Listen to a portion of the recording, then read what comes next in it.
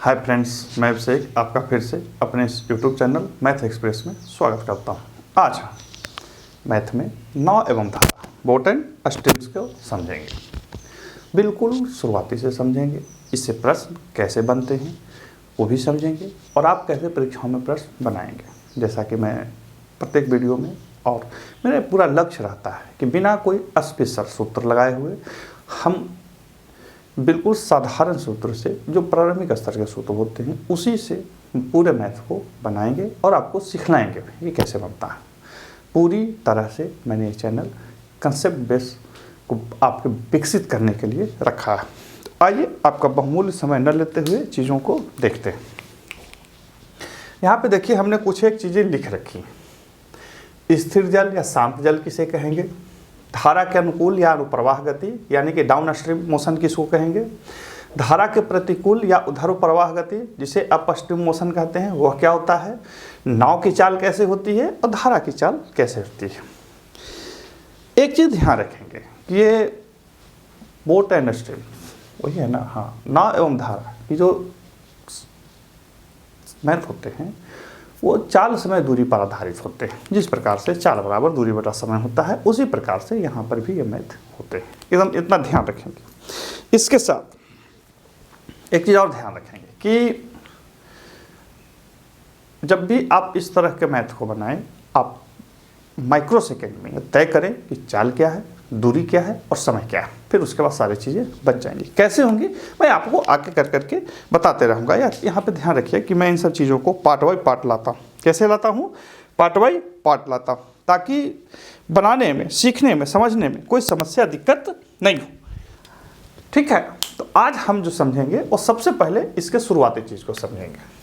सबसे पहले समझेंगे कि स्थिर जल या शांत जल क्या होता है, स्टिल वाटर।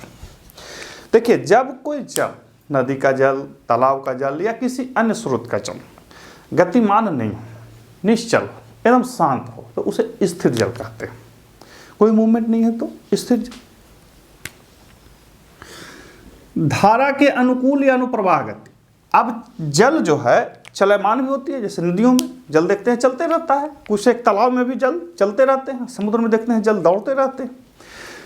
तो जब कोई नाव, व्यक्ति या कोई ऐसा पिंड जो बाह्य पिंड है या बाह्य ऑब्जेक्ट है जो नाव में, नदी में चल रही है और धारा के क्या है, अनुकूल जा रही है, धारा के अनुकूल जा रही है, तो उसकी गति को अनुप्रवाह गति कहती है। जब कोई नाव या तैराक धारा की दिशा में गति करता है तब उसे अनुप्रवाह गति कहते हैं।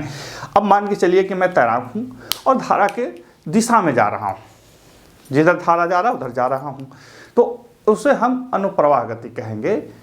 क्या कहेंगे? अनुप्रवाह गति कहेंगे या डाउन स्ट्रीम मोशन कहेंगे। और एक चीज़ ध्यान रखिएगा कि जो डाउन स्ट्रीम मोशन होगा, अनुप्रवाह गति होगा, वो तेज रहता है। क्या रहता है? तेज रहता है। और जो अप स्ट्रीम रहेगा, मैंने धारा के विपरीत जो होगा, तो उसमें समय ज़्यादा लगता है। एक ही दूरी को जाने में समय ज़्यादा लगता है, यानी कि धीमा हो जाता है। अभी तो ऐसे भी सोचने वाली चीज़ है, जब हम धारा के दिशा में जाएंगे तो तेज़ी से चले जाएंगे, धारा के विपरीत आएंगे तो कम हो जाएगा। मैथ कैसे कैसे पूछता है देखिएगा, बहुत इंटरेस्टिंग रहेगा। अगला रहता है धारा के प्रतिकूल या उधर प्रवाह गति। ये भी लिखेगा, ये भी लिखेगा और अप स्ट्रीम भी रहेगा, कोई भी रहेगा, आपको परीक्षा में समझ लेना, सबसे पहले समझ लेना। कहता है कि जब कोई नाव या तैराक धारा के विपरीत गति करता है तब उसे प्रतिकूल या उधर प्रवाह गति कहते हैं।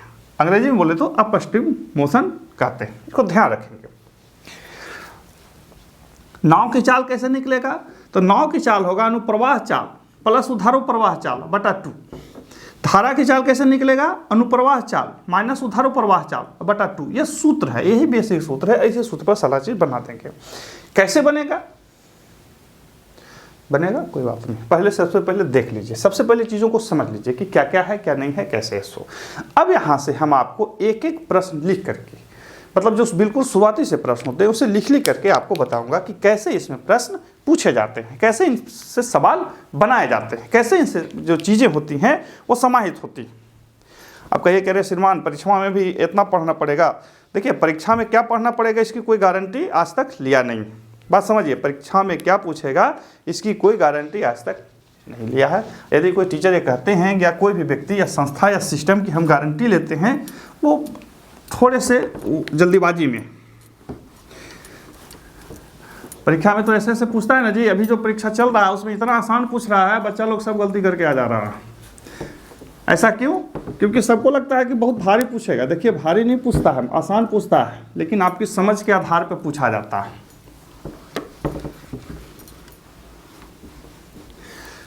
तो देखिए इतना चीज़ जब समझ लिए, हालांकि ये कोई ज़रूरी नहीं था समझाना, लेकिन चूंकि जो शुरुआती बच्चे होते हैं उनको समझाना ज़रूरी होता है। कैसे है? प्रश्न है कि यदि शांत जल में किसी तैराक की चाल 9 किलोमीटर प्रति घंटा तथा धारा की चाल 5 किलोमीटर प्रति घंटा है, तो धारा के प्रतिकूल व धारा के अनुकूल तैरते समय तैराक की चाल ज्ञात कीजिए।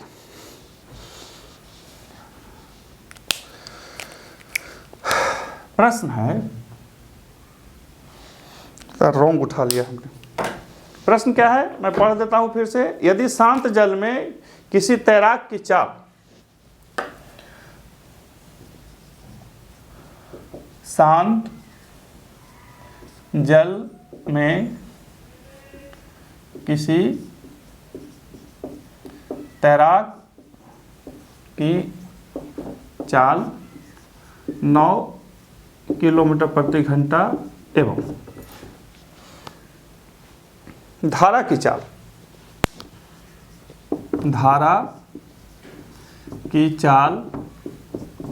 5 किलोमीटर प्रति घंटा हो। ठीक है, तो धारा के प्रतिकूल व धारा के अनुकूल तैरते समय तैराक की चाल क्या हो? कहता है कि धारा तो है तब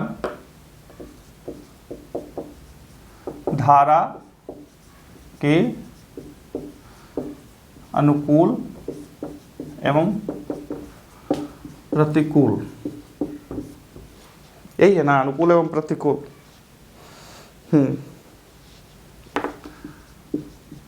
तैराक की चाल क्या है? देखिए ये प्रश्न है। शांत जल में किसी तैराक की चाल 9 किलोमीटर प्रति घंटा है और क्या कहते हैं 9 किलोमीटर प्रति घंटा एवं प्रतिकूल धारा, तैराक की चाल है 9 किलोमीटर प्रति घंटा और धारा की चाल है 5 किलोमीटर प्रति घंटा। तो आपको निकालना है कि धारा के अनुकूल एवं प्रतिकूल तैराक की चाल क्या है। देखिए क्या समझ में आ रहा है ना प्रश्न? प्रश्न को ऐसे समझिए कि हम एक तैराक हैं और हम 9 किलोमीटर प्रति घंटा की चाल से नदी में तैर सकते हैं। धारा जो है वो नदी में 5 किलोमीटर प्रति घंटा की चाल से जा रही है। तो देखिए सबसे पहले लिखेंगे धारा के अनुकूल तैराक की चाल बराबर, जानते हैं क्या होगा, आदमी का चाल और धारा की चाल जोड़ दीजिए, 9 + 5 किलोमीटर प्रति घंटा या 14 किलोमीटर प्रति घंटा।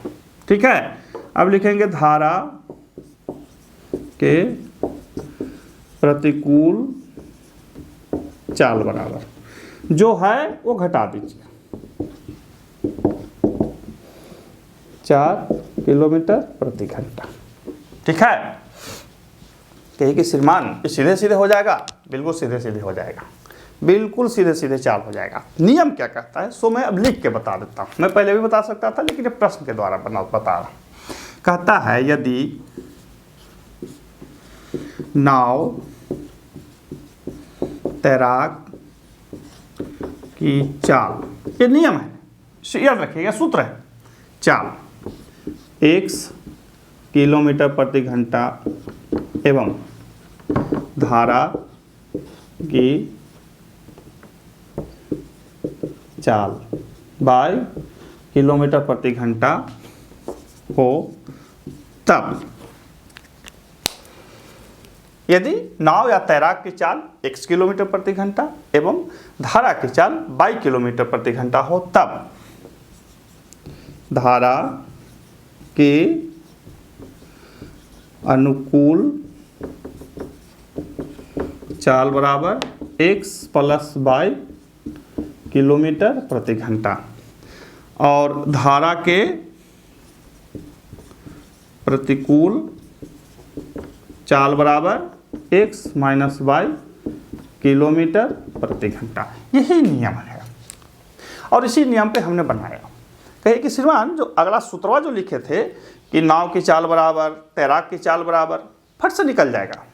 अब ये न देके ये दिया रहे कि किसी धारा के या किसी स्रोत में किसी तालाब में तैराक की चाल जो है वो 14 किलोमीटर प्रति घंटा है और धारा की जो प्रतिकूल चाल जो है वो 4 किलोमीटर प्रति घंटा है, तो तैराक एवं नाव की चाल बताइए, तैराक एवं धारा की चाल, तो क्या हो जाएगा 14 + 4/2 18/2 9 आया।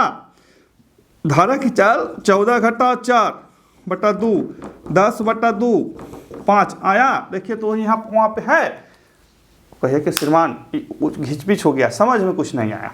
कुछ नहीं समझना है फ्रेंड्स। देखिए हम इसे हटा देते हैं।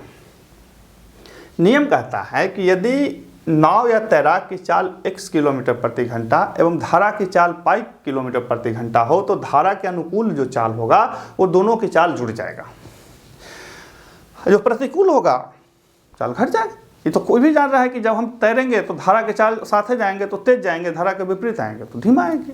अब इसी चीज़ को इस प्रश्न में पूछा गया। अब देखते हैं इसके आगे के एक प्रश्न को।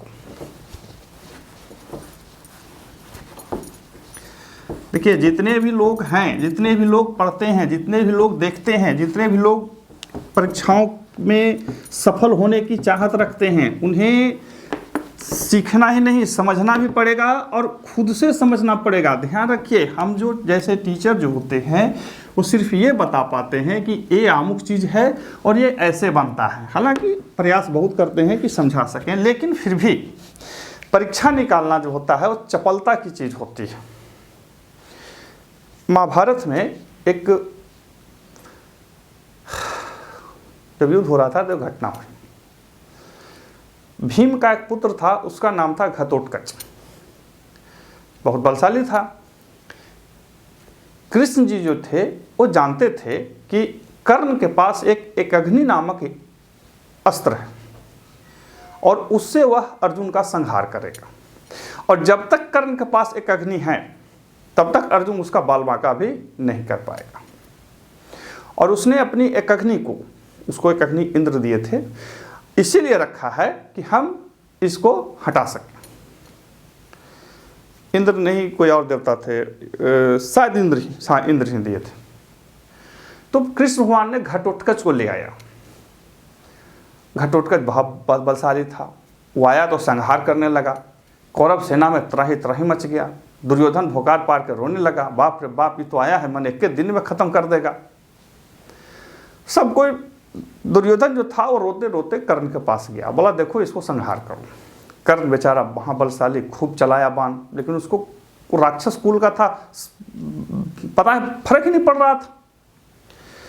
तो तब दुर्योधन कहता है कर्ण को कि अरे तुम्हारे पास एक अग्नि है ना, चलाओ उसको। तो एक अग्नि का नाम सुनते ही सहसा कर्ण डर गया। बोला अरे ये तो हम अर्जुन के लिए रखे थे। मन समझ गया, मुस्काया कि अच्छा ये तो कृष्ण भगवान का चाल है। लेकिन अब कोई ऑप्शन नहीं था, क्योंकि नहीं करते तो खत्म कर देता सबको। सारे पांडव तितर बितर हो चुके थे। अंतोगतवा उसने एक अग्नि चलाई और वो राक्षस मारा गया। और फिर इससे क्या हुआ कि कौरव सेना में खुशी आई, पांडव सेना में हाहाकार मच गया। इसी चीज को उद्धत करते हुए रश्मि रथी में दिनकर लिखते हैं।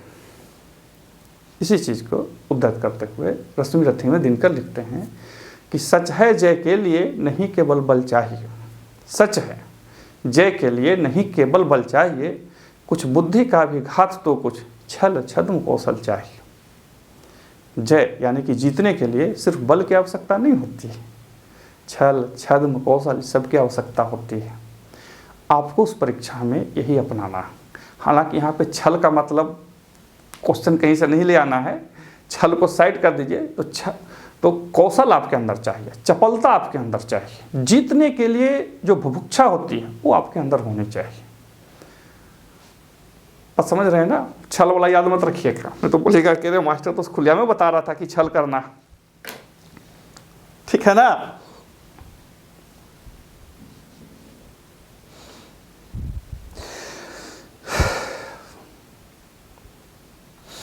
देखिए प्रश्न है कि एक नौका स्थिर जल में 13 किलोमीटर प्रति घंटे की गति से चल सकती है।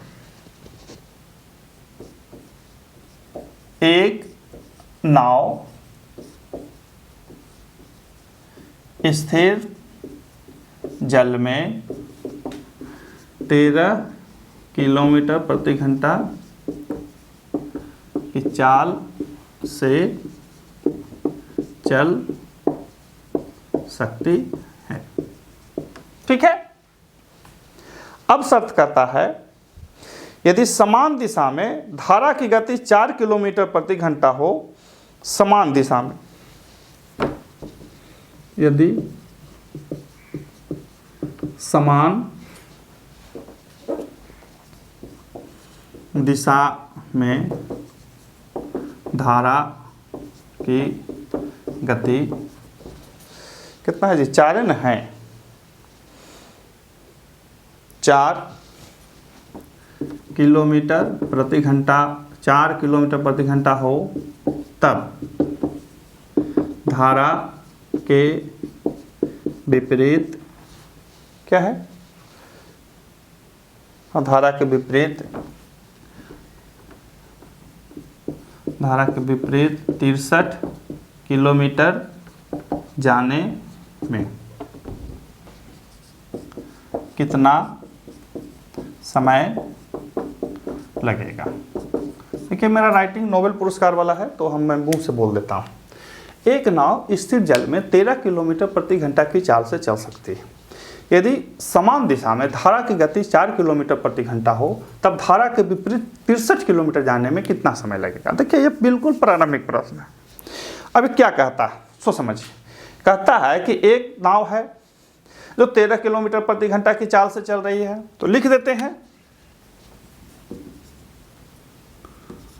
नाव की चाल बराबर 13 किलोमीटर प्रति घंटा, धारा की चाल बराबर 4 किलोमीटर प्रति घंटा, है ना, ठीक है।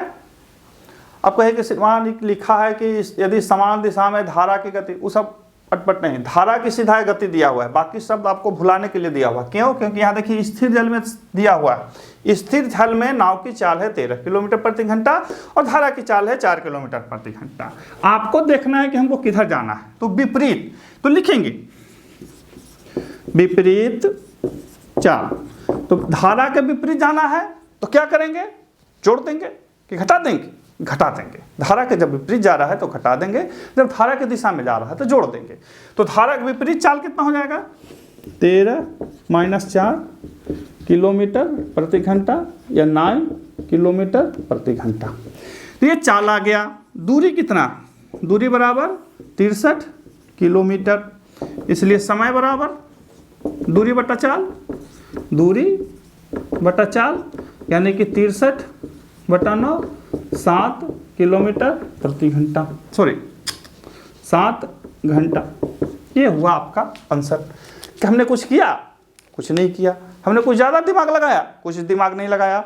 हमने जो हाथ सामने वही चीज़ों को यहाँ पे बना दिया और कुछ भी ऐसा नहीं किया। ये एसएससी में पूछा हुआ प्रश्न था जी, स्टाफ सिलेक्शन में इस प्रश्न को पूछा हुआ था। तो ये तो था आपका बिल्कुल प्रारंभिक स्तर से। अब इसमें जो सूत्र स्तर के होते हैं या जिनको आपको ध्यान रख करके चलना होता है, हम अब उसकी हो जाते हैं। आजकल या कभी भी नवधारा से प्रश्न पूछे ही जाते हैं और बहुत सारे बच्चे जो होते हैं वो गलत कर लेते हैं।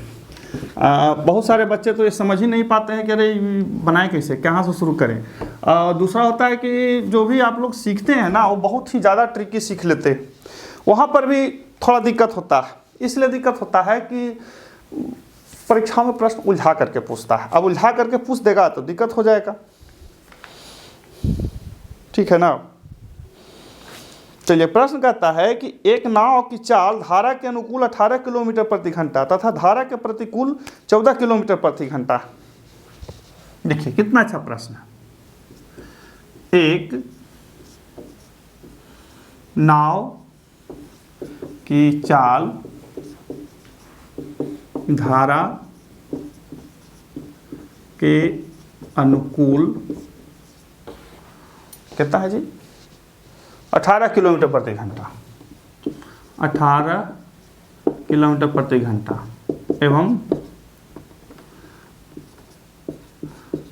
प्रतिकूल 14 किलोमीटर प्रति घंटा, 14 किलोमीटर प्रति घंटा है। ठीक है। तो अब कहता है कि शांत जल में नाव की चाल, शांत जल में नाव की चाल एवं धारा की चाल बताइए, एवं धारा की चाल बताओ। यही है ना प्रश्न, यही है। कैसे बनाएंगे, याद कीजिए, हमने पहले जो सूत्र बनाए थे, क्या लिखेंगे, नाव की चाल बराबर, नाव की चाल बराबर क्या है, अनुकूल चाल, अनुकूल चाल प्लस प्रतिकूल चाल बटा 2। यही है ना, बताइए होगा यही कि नहीं होगा, सो बताइए। हमने पहले भी बताया कि अनुकूल चाल जब होगा, बने नाव की चाल जो होगा वो कैसे निकलेगा, सो बताइए।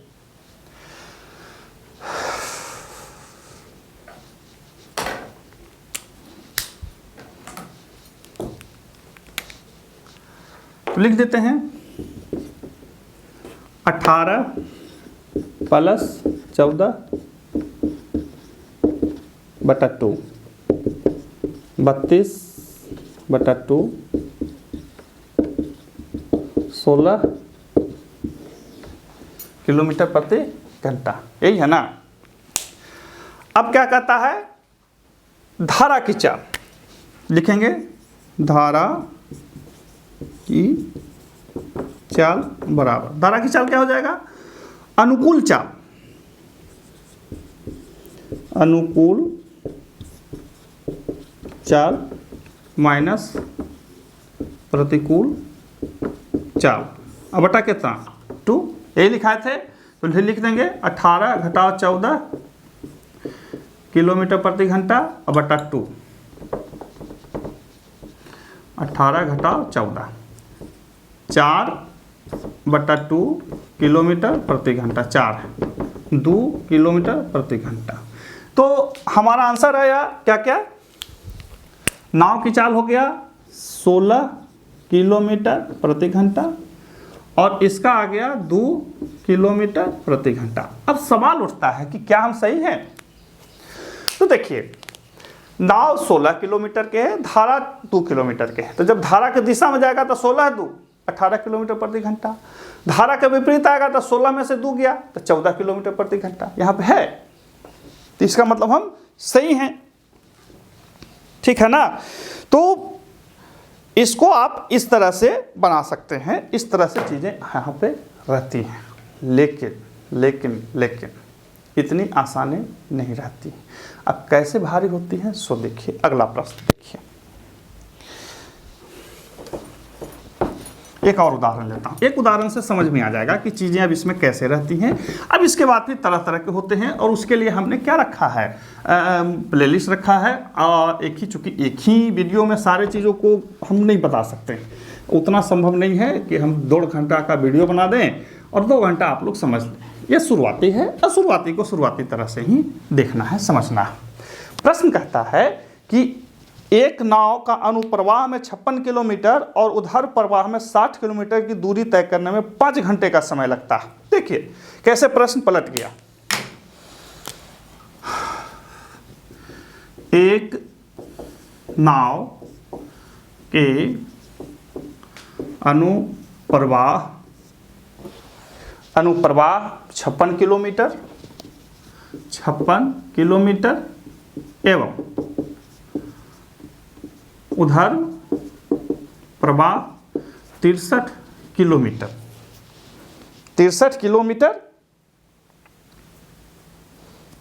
किलोमीटर जाने में 5 घंटा लगता है। देखिए, कहता है कि एक नाव के अनुप्रवाह 56 किलोमीटर एवं उधर प्रवाह 60 किलोमीटर की जाने में 5 घंटे का समय लगता है। यदि अनुप्रवाह एवं उधर प्रवाह चाल का अनुपात 5:7 है। 5:7 है। तो शांत जल में नाव की चाल बताओ। ये प्रश्न है, मैंने लिखा है नोबेल वाला भाषा में, आप लोग इसको नॉर्मल भाषा में देख लेंगे। प्रश्न में बोल देता, कहता है कि एक नाव का अनुप्रवाह 56 किलोमीटर और उधर प्रवाह में 60 किलोमीटर की दूरी तय करता है। उसको दूरी तय करने में 5 घंटा का समय लगता है।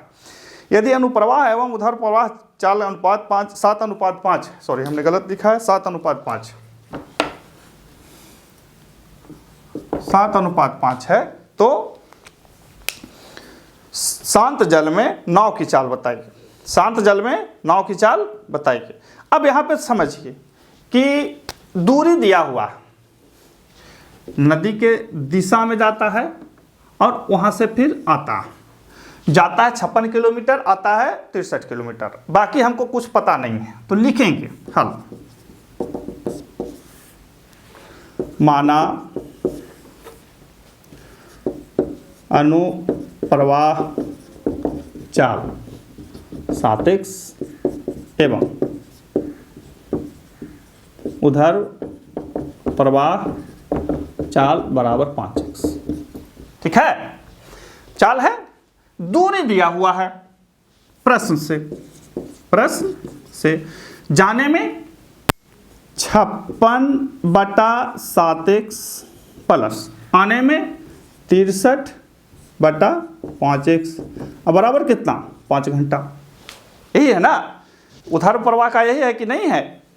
ठीक है, प्रश्न में थोड़ा सा त्रुटि है जी, 60 है ये बाबू, 60 है। मैंने ठीक से लगता है लिखा नहीं प्रश्न को एक्चुअली मैं बहुत सारे सूत्रों से प्रिंट आउट कर लेता हूँ। ठीक है ना, एक नाव के अनुप्रवाह 56 किलोमीटर एवं उधर प्रवाह 60 किलोमीटर जाने में 5 घंटे का समय लगता है। यदि अनुप्रवाह एवं उधर प्रवाह चाल का अनुपात 7:5 है तो शांत जल में नाव की चाल बताए।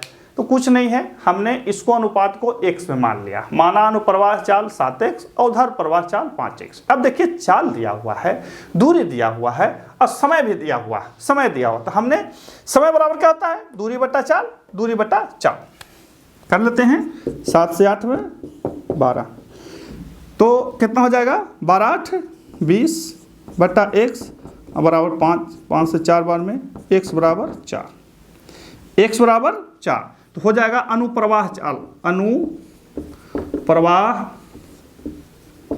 चाल बराबर कितना हो जाएगा, 4 से गुना कर देंगे, 7 × 4 यानी कि 28 किलोमीटर प्रति घंटा। अब लिखेंगे उधर प्रवाह चाल बराबर 5 × 4 यानी कि 20 किलोमीटर प्रति घंटा। यही होगा ना, यही पूछ रहा है ना। ठीक है, 20 किलोमीटर प्रति घंटा। लेकिन पूछ नहीं रहा, पूछ रहा है कि शांत जल में नाव की चाल, शांत जल में नाव की चाल। तो नाव की चाल का सूत्र हमने बताया था, नाव की चाल बराबर कितना हो जाएगा बाबू, बताइए तो, नाव की चाल कितना हो जाएगा, बताइए। नाव की चाल क्या, वीडियो पॉज हो गया था जी। किसी कारणवश टेक्निकल एरर है, वीडियो पॉज हो गया था। ठीक है, फिर से मैं देख देता हूँ। देखिए, हमने x का मान 4 निकाला तो अनुप्रवाह चाल हो जाएगा 7 × 4 यानी कि 28 किलोमीटर प्रति घंटा। उधार प्रवाह चाल हो जाएगा 5 × 4 यानी कि 20 किलोमीटर प्रति घंटा। अब नाव की चाल का क्या हमने सूत्र बताया था कि नाव की चाल के लिए नियम है कि अनुप्रवाह चाल प्लस उधार प्रवाह चाल बटा 2। तो अनुप्रवाह चाल आपका कितना आया है, कितना आया बाबू, 28 + 20 बटा कितना 2, 48 बटा 2 यानी कि 24 किलोमीटर प्रति घंटा। यानी कि जो नाव की चाल है वो हमारा आ रहा है 24 किलोमीटर प्रति घंटा। ये IBPS का पूछा हुआ मैथ था। ये किसका मैथ था, IBPS का पूछा हुआ मैथ था। तो इस तरह से चीज़ों को हम समझते हैं, बनाते हैं। हमने कुछ नहीं किया, दूरी दिया हुआ है, समय दिया हुआ है, चाल को हमने x मान लिया और हमने x का वैल्यू निकाल लिया। जब x का वैल्यू निकाल लिया तो अनुप्रवाह चाल माने धारा के साथ चाल निकालिए, अब विपरीत चाल यानी कि धारा का विपरीत चाल निकालिए। नाव की चाल का नियम होता है कि अनुप्रवाह यानी कि अप स्ट्रीम और डाउन स्ट्रीम दोनों चाल को जोड़ दीजिए और उसको 2 से भागा दे दीजिए, और हमने उसको निकाल लिया। तो 28 + 20 बटा 2 यानी कि 48 बटा 2 यानी कि 24 किलोमीटर प्रति घंटा नाव की चाल आती है। तो ये था नाव चाल से संबंधित वैसे शुरुआती प्रश्न जिनसे प्रश्न बार बार पूछे जाते हैं। अब क्या यही रहते हैं? नहीं, हालांकि आज हमने इतना ही प्रिंट निकाला था तो हम इतना ही आज बता पाएंगे। बाकी और भी जो टर्म कंडीशन से आते हैं मैथ, बहुत तरह के आते हैं। मैंने लगभग 3 तरह के श्रेणियों में बांटा है। एक जिसको शुरुआती जो आपने देखा, दूसरा इसको मीडियम और तीसरा और थोड़ा सा हार्ड। बने रहिए मेरे साथ, देखते रहिए और हाँ, पढ़िए, खुद से पढ़िए, ध्यान से पढ़िए ताकि परीक्षाओं में दिक्कत नहीं हो। फिर मिलते हैं अगले वीडियो में, तब तक के लिए गुड बाय।